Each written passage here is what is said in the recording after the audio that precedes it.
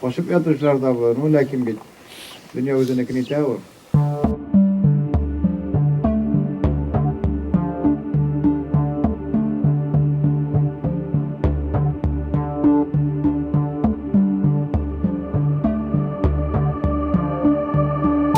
Siz müziğinizin kulağı bilen.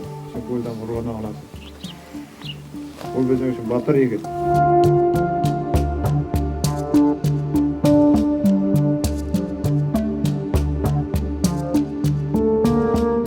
Yemini yapan etarak yapıyor.